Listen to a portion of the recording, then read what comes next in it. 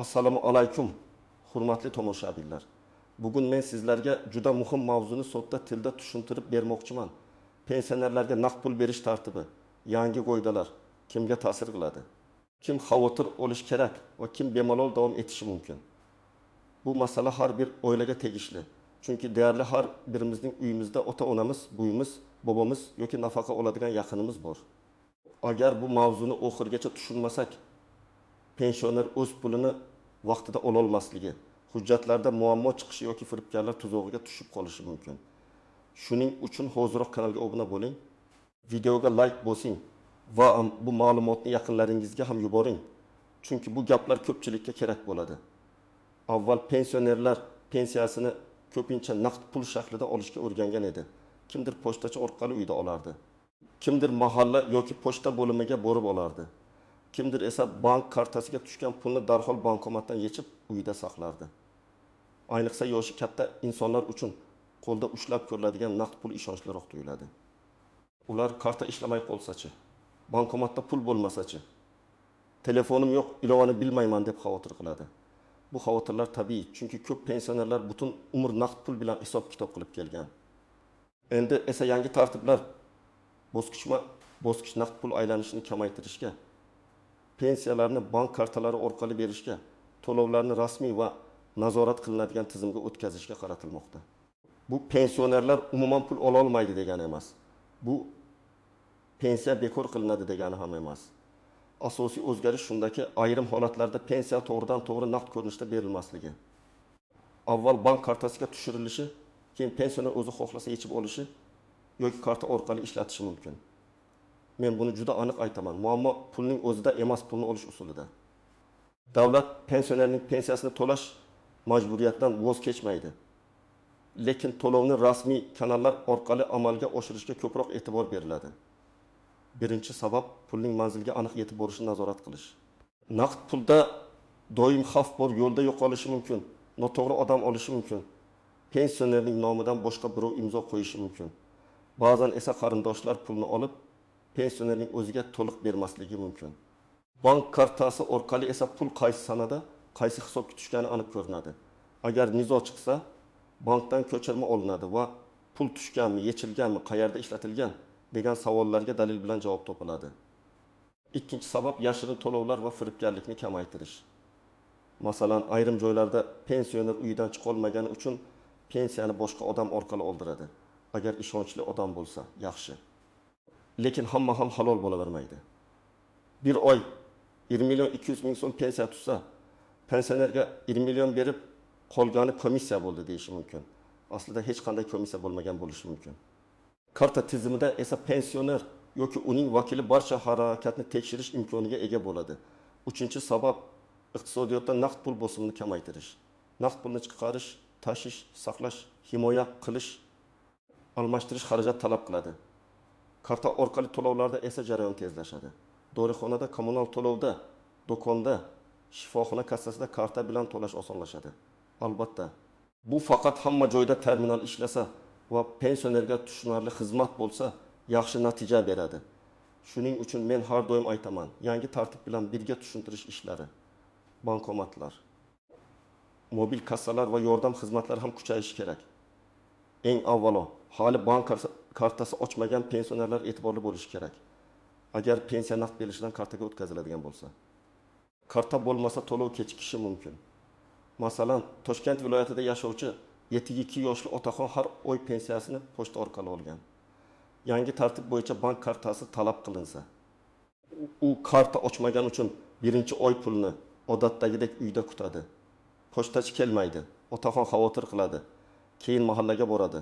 U yerdan bankka yuborishadi. Natijada pul yo'qolmagan bo'ladi, lekin olish jarayoni cho'ziladi. Mana shunday holat bo'lmasligi uchun hujjatlarni oldindan tayyorlash kerak. Ikkinchi toifa pasporti yoki ID kartasi muddati, yashash manzili, familiya ismi bo'yicha hujjatlarda tafovut bor pensionerlar. Bank hisob ochishda shaxsni aniqlaydi. Agar pasportdagi ism pensiya hujjatlaridagi ism bilan bir xil bo'lmasa, masalan Abdullayev bir joyda Abdullayev deb yozilgan bo'lsa, tizimda savol tug'ilishi mumkin. Bu kichik harf farqi oddiy ko'rinsa ham, bank va pensiya tizimida muhim. Shuning uchun pensionerning shaxsiy ma'lumotlari to'g'ri bo'lishi kerak. Uchinchi toifa nogironligi bor, yotib qolgan. Uzoq qishloqda yashaydigan yoki bankka borishga qiynaladigan pensionerlar.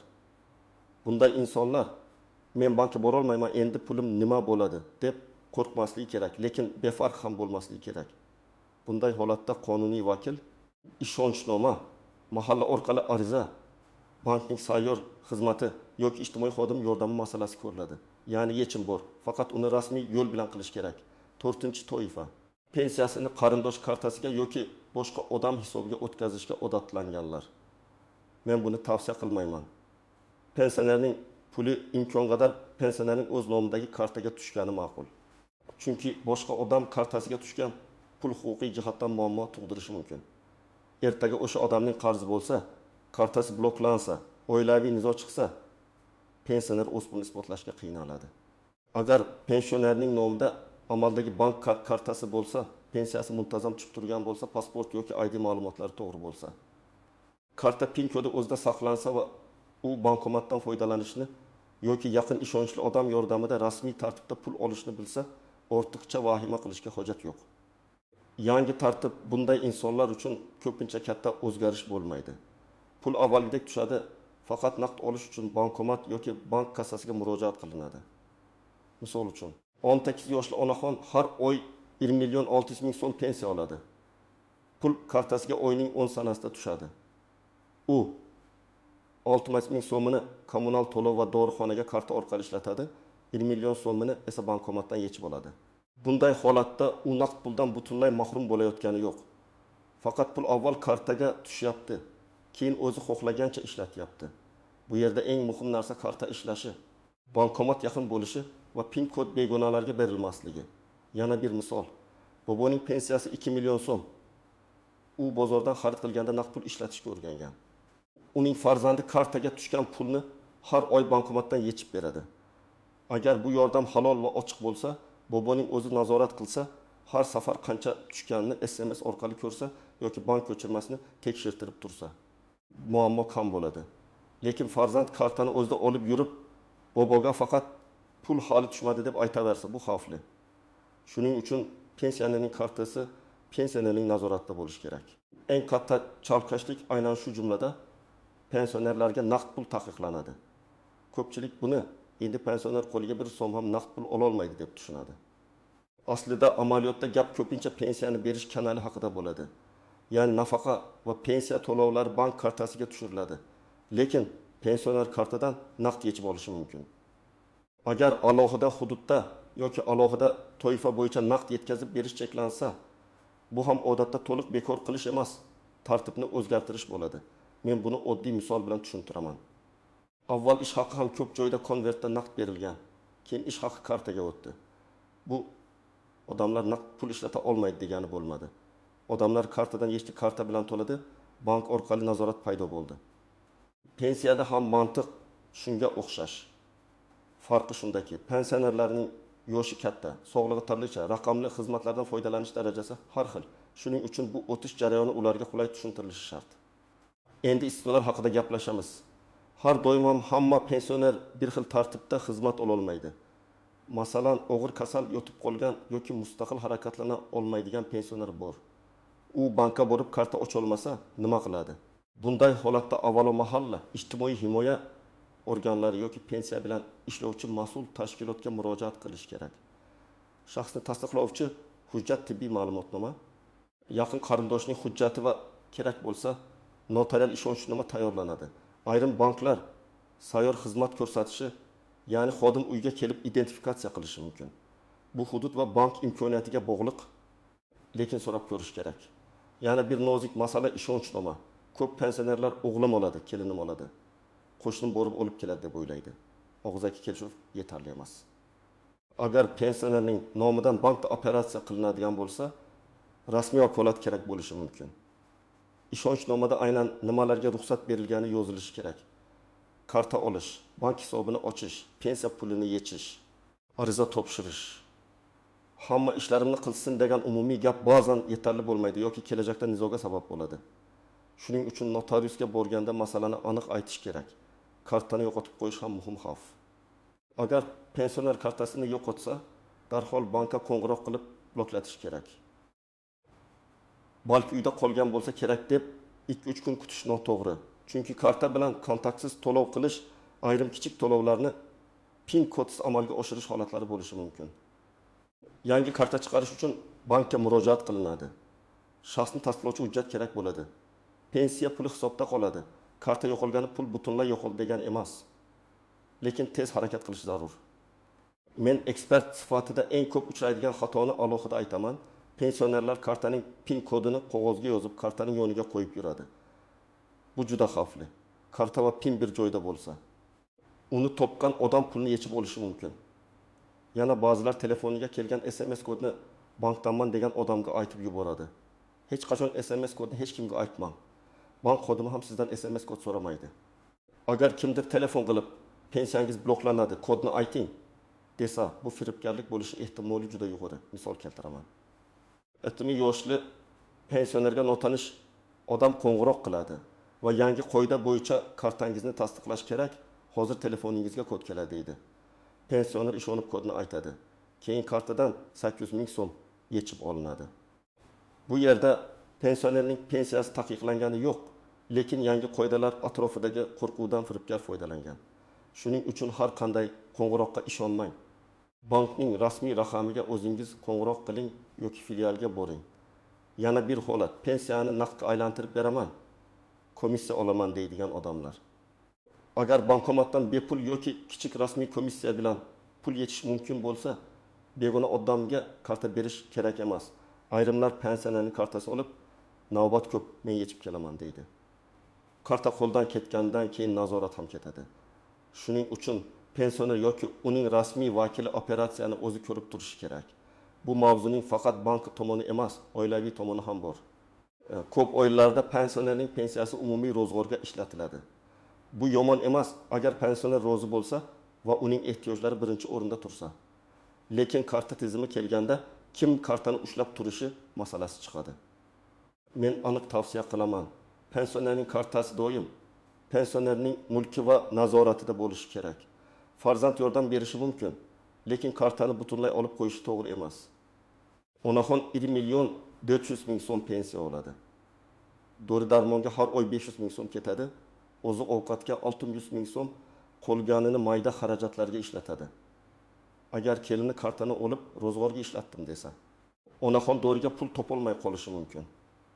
Karta orqali hamma operatsiya ko'rinadi, lekin onaxon buni tekshira olmasa, amalda himoyasiz qoladi. Shuning uchun oilada ochiq hisob bo'lishi kerak. Qancha pensiya tushdi? Qancha yechildi? Nimaga sarflandi? Bu nafaqat huquqiy, balki insoniy masala. Birinchi qadam, hujjatlarni tekshiring. Pasport yoki ID karta amal qilayotganini, familiya, ism, otasining ismi, tug'ilgan sana to'g'ri yozilganini ko'ring. Agar hujjat muddati o'tgan bo'lsa, avval uni yangilash kerak. Pensionerning yashash manzili ham dolzarb bo'lishi muhim. Chunki ayrim xabarnomalar, bank ma'lumotlari yoki tashkilot murojaatlari manzilga bog'liq bo'lishi mumkin.